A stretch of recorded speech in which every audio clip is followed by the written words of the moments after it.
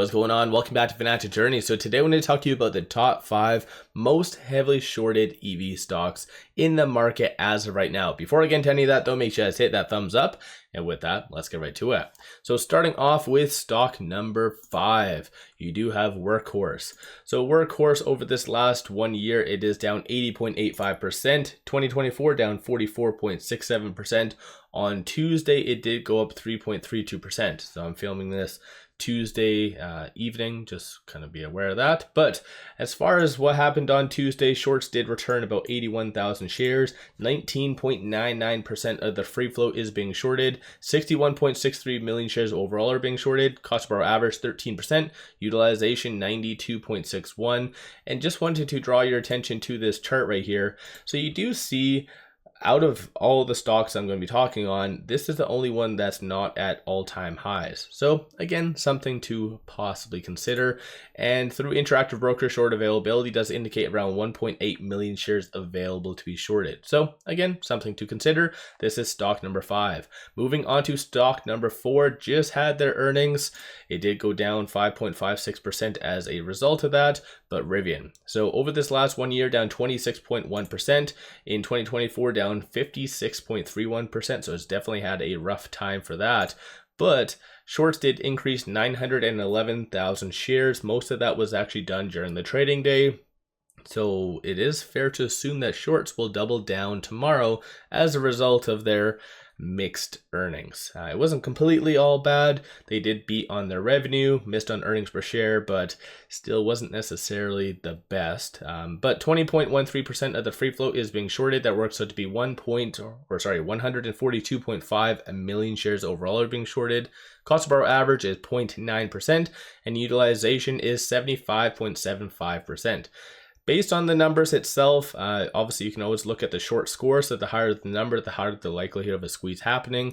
With 74, it is rather low. So as far as it squeezing, you need a very good surprise catalyst. And I think a lot of these companies I'm going to be talking on kind of fail in that aspect. So in order for you to squeeze, you need something to like spook the broader market, surprise them, come out of left field.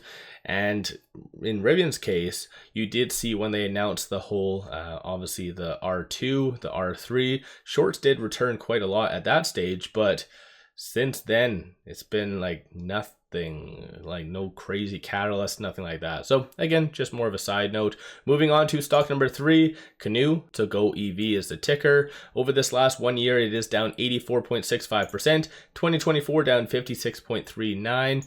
Looking here, 21.91% of the free float is being shorted. 13.14 million shares overall are being shorted. Shorts returned about 466,000 shares on Tuesday, 92.82%. Cost per hour average is rather high, so that is 349.12%, and it has dropped a little bit from its all-time highs. So since my last video, obviously Canoo was actually on that list, but it's actually gone down a little bit since then. So it was roughly about 25% short interest, and now it is at 21.91%. So shorts returned a little bit. So let me know your thoughts on that. Moving on to stock number 2, that is Lucid. So they also did have their earnings on Monday after hours.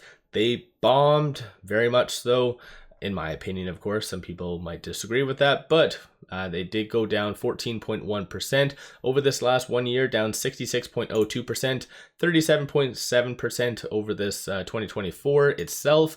30.94% of the free float is being shorted. 268.32 million shares overall are being shorted. Shorts did end up returning 138,000 shares. Cost per hour average is rather high as well, so 204.94%, and utilization is 100%. There is right now very little shares available, so roughly about 200,000, and you can kind of see throughout the trading day they did start to return roughly near the tail end for the most part, but still no real action, if that kind of makes sense, considering their miss on earnings in my opinion. So kind of interesting for that. And moving on to stock number 1, Faraday Future. So it did go up 5.81% on Tuesday. That's because they put out some PR. It wasn't really the best PR by any means, but over this last 1 year, down 99.93%, and in 2024, down 93.69%. I've already brought this up. Obviously, in this list, I don't cover any OTC companies. Faraday is on the brink of going to OTC, and the fact that they are still trading shows that they did pay $20,000 to the NASDAQ hearing panel, and so they're appealing their delisting. So that's going to extend them probably a good about 30 days. Maybe up to 45 days, something to kind of consider. But very heavily shorted, 63.31% of the free float overall being shorted, 24.13 million shares overall being shorted, utilization 98.1%, cost of borrow average is relatively low, so 14.16%, and then short score is 75.92. So let me know your thoughts on the top 5 squeeze stocks. Is there any other stocks that's kind of on your radar that you feel is heavily shorted or whatever else? So let me know your thoughts. Don't forget to hit that thumbs up and subscribe. And with all that, appreciate all of you watching.